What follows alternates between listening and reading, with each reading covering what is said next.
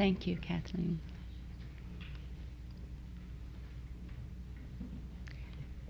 William White is ill and is not able to be with us. I know we're saddened by that because he has been such an active and important part of our seminars each year, but he sends his deepest regrets. Ivan Illich must leave this afternoon to fly to Heidelberg. On your program, he was scheduled to speak tomorrow, but because of his schedule, we've changed his talk to today. He will be the next speaker. James Hillman will speak tomorrow. We tried to notify all of you who had registered for the seminar of this change so that you wouldn't be inconvenienced.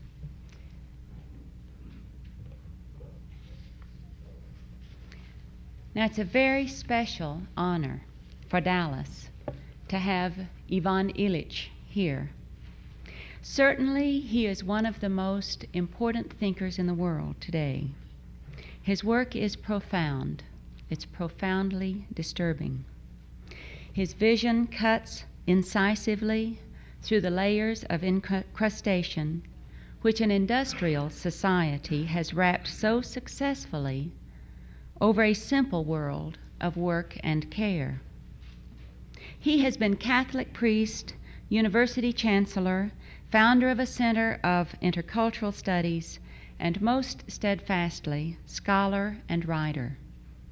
His numerous books over the past 15 years have re-examined our most acute cultural issues: medicine, education and schooling, vernacular and organized language, the loss of the notions of gender, and most recently, literacy and the history of the human body. And we're talking now with Ivan Illich to return to Dallas next year to work with us in a small seminar, a study group, to study the history of the human body. Now, when we contacted him about coming to Dallas for this conference, he replied on the phone that he had just happened that morning to be writing on the original waters of forgetfulness and memory, mνημοσύνη. And so to give us the mythic beginnings of Water and Dreams, I present to you Ivan Illich.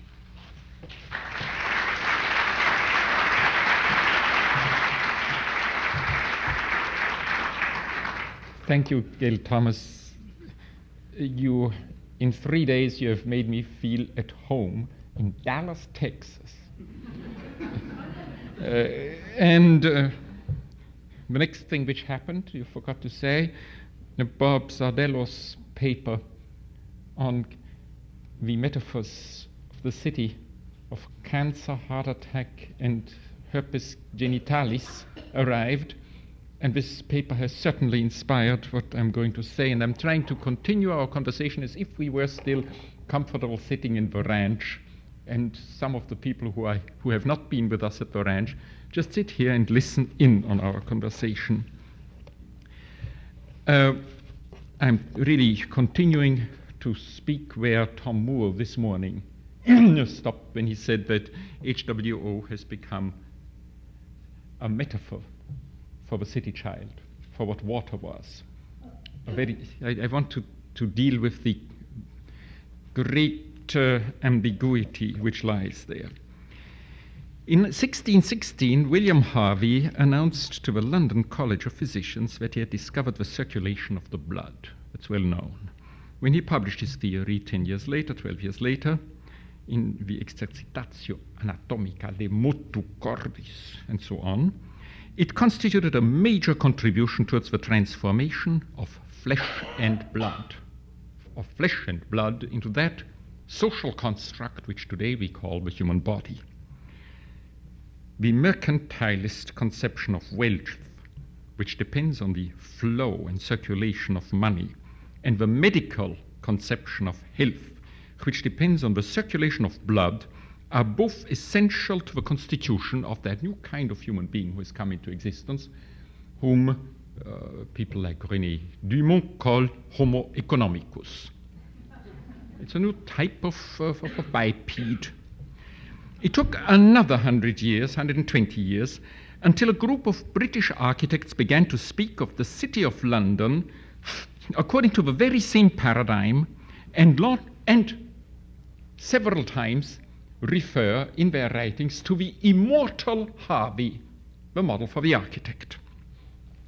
For them, the city was perceived as an entity that lives on the incessant circulation of water, according to this unprecedented image of a habitat. Water must constantly flow into the city and, with as little delay as possible, must flow out of it, carrying the city's wastes and sweat, urines and excrements. This new architectonic, fundamentally structuring conception of the city, which will stagnate and rot until water washes it day and night, took a full century, further century, until it acquired the semblance of naturalness which it held, I'm not saying into the 80s, but certainly through the 60s of our century. We live today in cities, wherever the world is developed. This is a sign, an index of development, where 42%, it's a very, almost a magical number, 42% of the total water pumped into the city for households is used in order to dilute excrements. The amount of money which you pump into the city to achieve this is half of that which it is in the United States, in England. The percentage used for this particular purpose, and I'm not speaking of further 12 to 15% for washing floors and clothes, remains the same. As used as we are to flush toilets and blood transfusions, we easily forget the creative genius of the men who invented these constructs. Harvey created something previously unthinkable, namely blood as a medium of circulation, and water as the lifeblood of the city that cleanses the city, created by Chadwick and Ward and their colleagues, is just as new.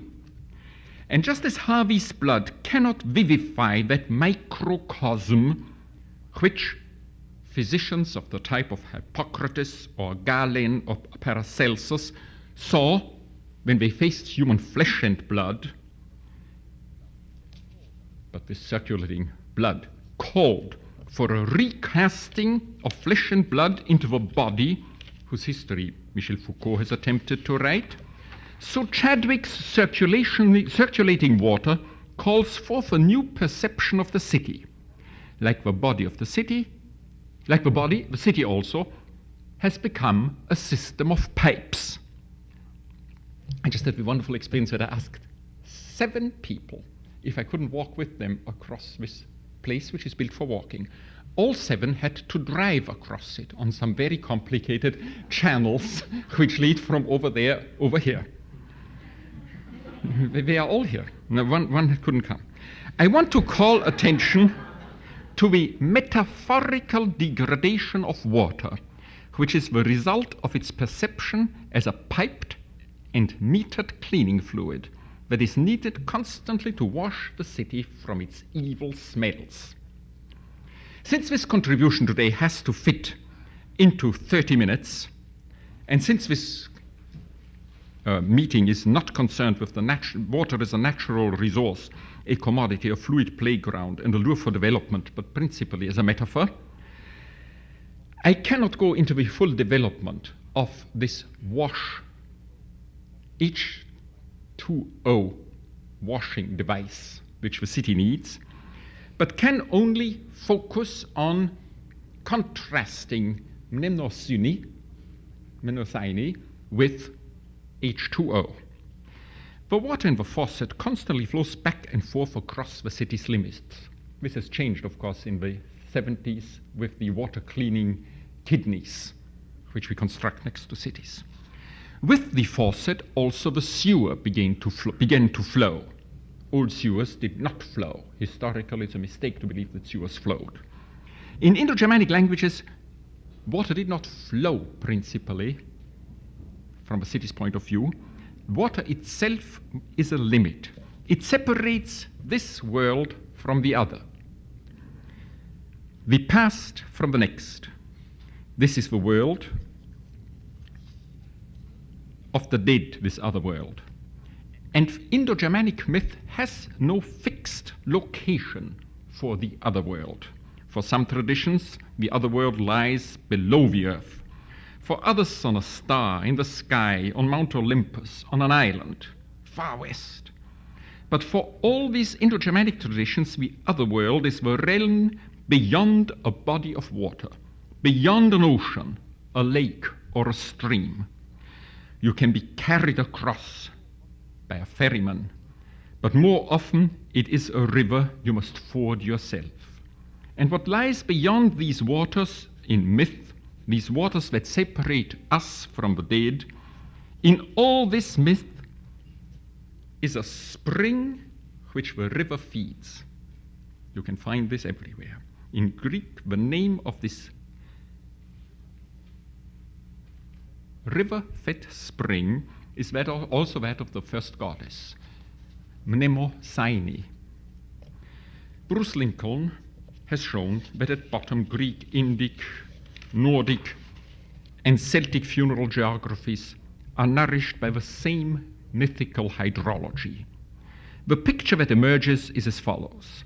On the way to the other world, the traveler has to cross a flowing river which washes his memories from his feet. But these memories are not destroyed. The river carries them back to a spring where they bubble up again. Privileged ones, and I thank you for sharing your privilege with us. Privileged ones gain access to this spring and can drink from its waters. The epical singer, the prophet, some heroes, some seers, returning from a trip to the realm of the dead, from a dream, I just thought from Northumberland, from a mystical journey, they bring these memories back to a world which needs them, for whom they constitute the greatest gift. The dead have no need for their memories, but their memories are of immense value for the living. Not the dead depend on the living, but the living depend on the dead. They depend on the memories from the bubbling pool of mnemosine.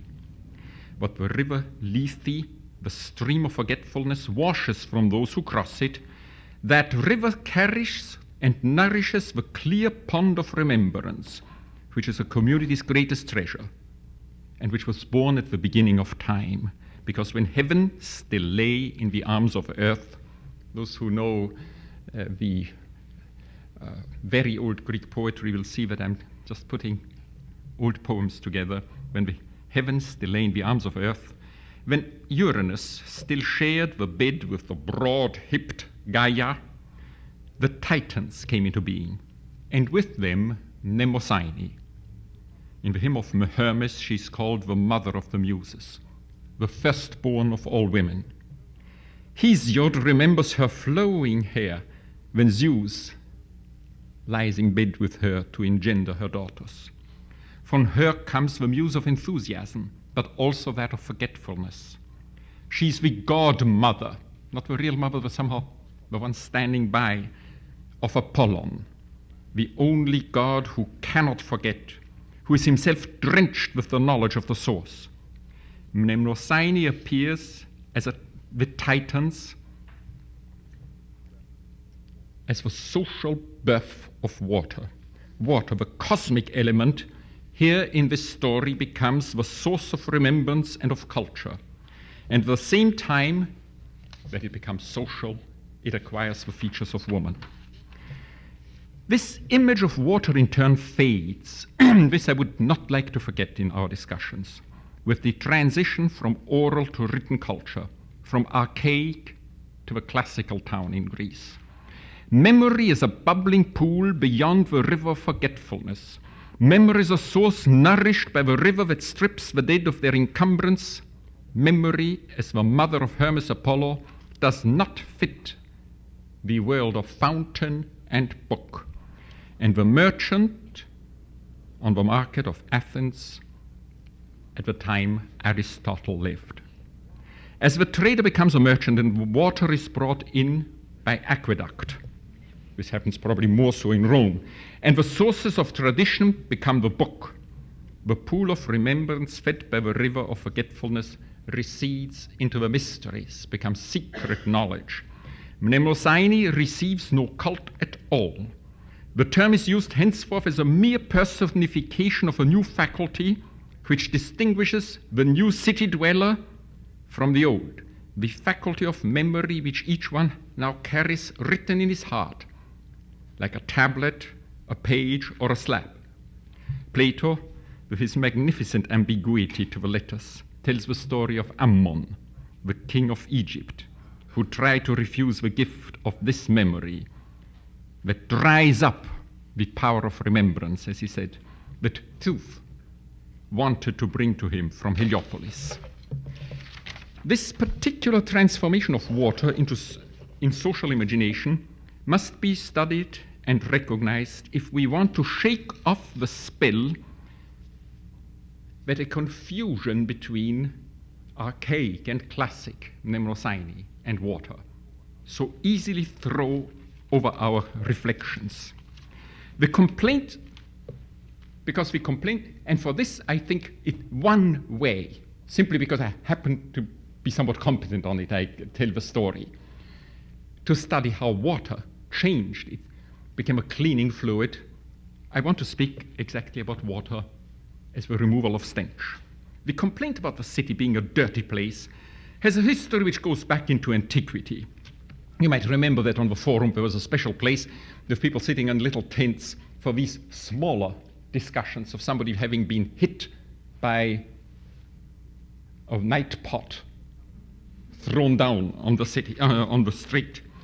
But the obsession with the city as a dirty place, as a place that must be constantly deodorized, is clearly part and parcel not of antiquity. There might be some places where the city was particularly clean, but of the Enlightenment. And the obsession is not primarily, this Enlightenment obsession is not primarily of a visual, but of olfactory origin. The obsession with the city as an evil-smelling place is due to a profound transformation in the perception of smell that happened on the continent as well as in England during the mid-decades of the 18th century. We begin to know something about this part of history, the history of the perceptions of smell. The last 25 years have seen a growing interest by historians in the transformation of sense perceptions, building on Norbert Elias and his teacher Lefebvre. Robert Mandrou in 1961 was the first to call attention to the primacy of touching and smelling and hearing in early Europe, which only slowly gave way to our primacy of the eye, which we now take for granted. When Ronsard kissed a lady, it comes out so clearly in his poetry, it was her aura, more precisely, her breath, which he wanted to touch, have to feel, to smell, not touch her with his lips, much less see her. We can now talk about the history of smell because Alain Corbin has made the transformation of the sense of smell in Paris before and after the French Revolution into a monography. And this might be interesting for Mr. Moore, precisely under the title of Les miasmes et la jonquille, Narcissus, because this morning we had a brilliant talk on Narcissus. I know from my own experience what cities must have always somewhat smelled like. During 2 decades, I have often stayed in shanty towns of South America and of Asia. It took me several years to get over my revulsion against that characteristic odor of human shit and stale urine that impregnates very large sections of town. However, what I experienced, what I got used to, what I learned to take for granted, must be nothing in comparison with the atmosphere typical for Paris under Louis XIV or XV. The removal of, I'm giving you a lot of facts so that you can follow me, that you don't think that I invent this story, the removal of fecal matters from the corridors of Versailles once a week at least was ordered only during the last period of the last years of Louis XIV. Under the windows of his Minister of Finance, for 17 years, pigs were regularly slaughtered and their blood impregnated the walls. Tanneries worked in the middle of town. The removal of the content of the fosse and the cleansing of cloacs was part of daily experience. The odor from shallow graves was part of the dead man's presence in the city. But then, quite suddenly, without any indication that the treatment of feces or of corpses had technically changed in the least, their presence in everyday life became intolerable. The first kind of smell people refused to tolerate, and only a tiny minority of Enlightenment thinkers, philosophers, was that of the dead in the city. In his monumental history of the attitudes toward death, Philippe Ariès tells the story in detail. In 1737, it was 37, I gave you a wrong date, 35. 37, Parliament approaches appoints a commission to study the dangers of continued inhumation in churches. 1745, 7 years later, Abbé de la Porrée demonstrated with philosophical argument that the dead ought to be housed outside of the city, and his philosophical and theological arguments were impunged by the Inquisition. Within the next 10 years, we have reports from all over Europe of something completely new. Namely, we have no stories of this earlier, Ariès claims, of mass deaths within the hour from evil odor, the very moment a monument was opened in order to bury a new dead. And, in fact, by 1780, the large cimetière des Innocents in Paris is closed. The intolerability of the death, the smell of the dead, took less than 40 years to become an accepted pattern. The aversion against the smell of feces and urine grows much slower. Around 1750, the first complaints can be heard. They come mostly from the scientists of the day who are interested in the study of what they called airs then, we would say gases, since at this time, before oxygen was discovered as the element which is needed for combustion, this was the time of phlogiston, means for the study of gases were very rudimentary. Chemists relied principally on their noses for analysis. About 24 major treatises on so-called miasms. Just think of what we have in our generation with environmental concerns. And odors were published between 1760 and 75. There are specialized treatises on the 7 characteristic odors in the decomposition of animal bodies, on the 7 smelly points of the human being between the top of the head and the space between his toes. I'm giving you titles.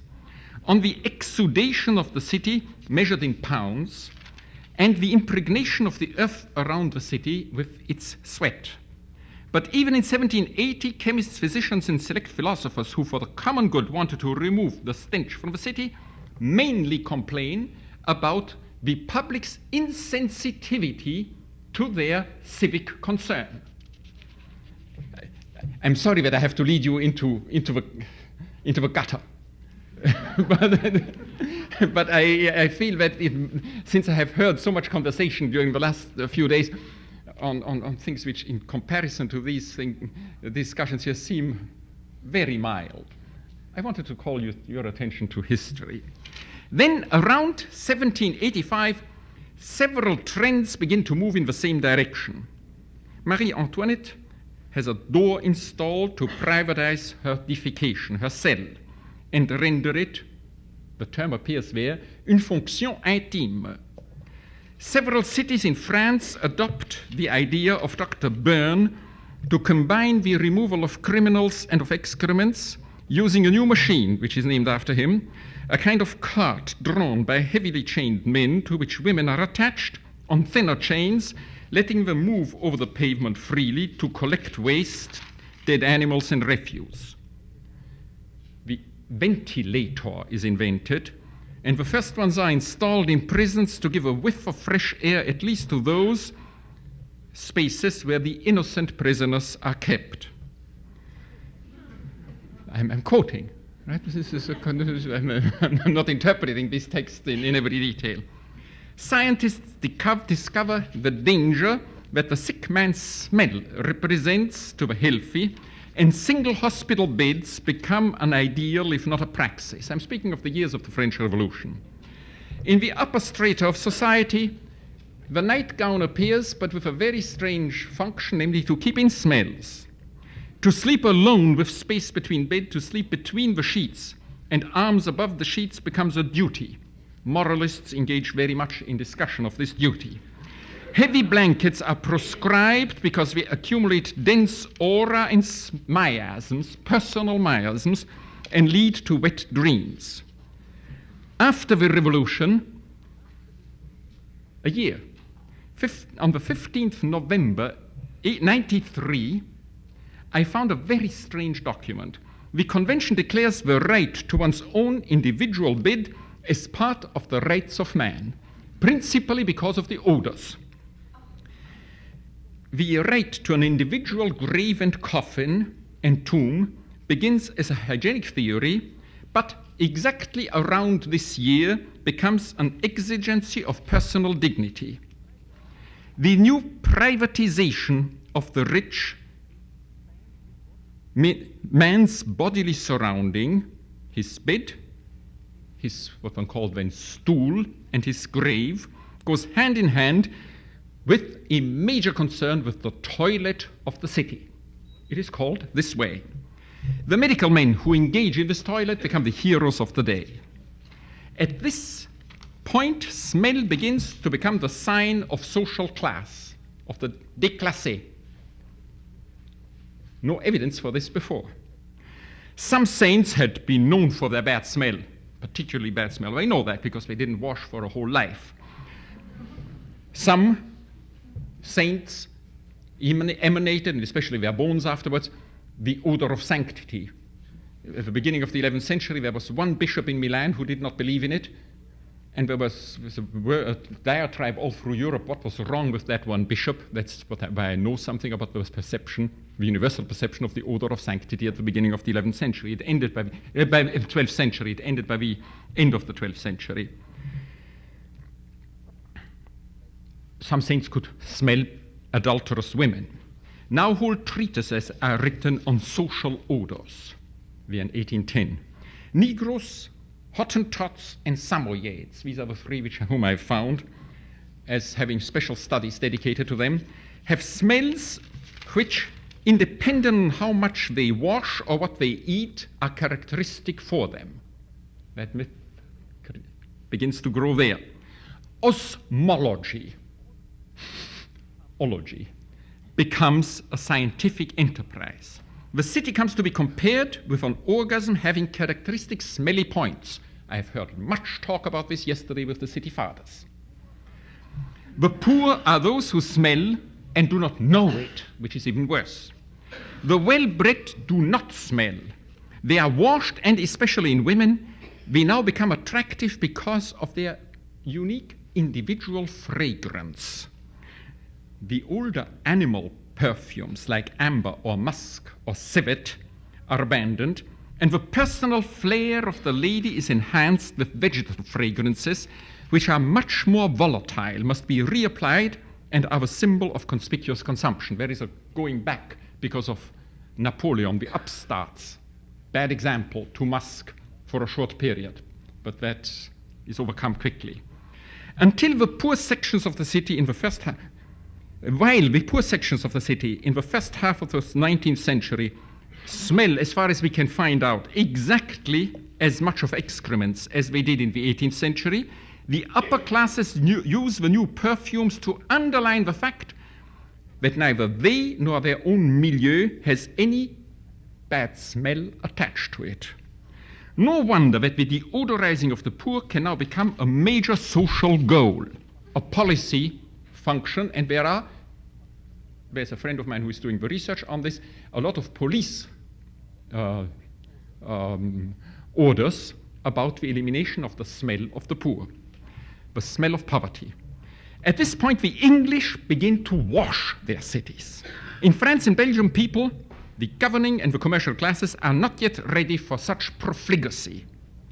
In Paris of the 1850s, healthy excrement is scientifically and publicly distinguished from the smell of putrid matter. L'Institut itself rejects in 1835 to channel France's excrements into rivers. But this is not concern for the rivers, nor mere anti-English prejudice which motivates the decision, but the calculation of the economic value that would thus be lost to the city.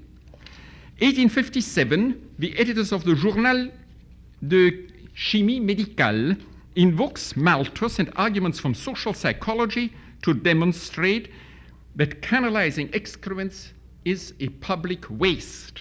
It would be better to tie old age pensions to the collection of carefully separated fertilizers.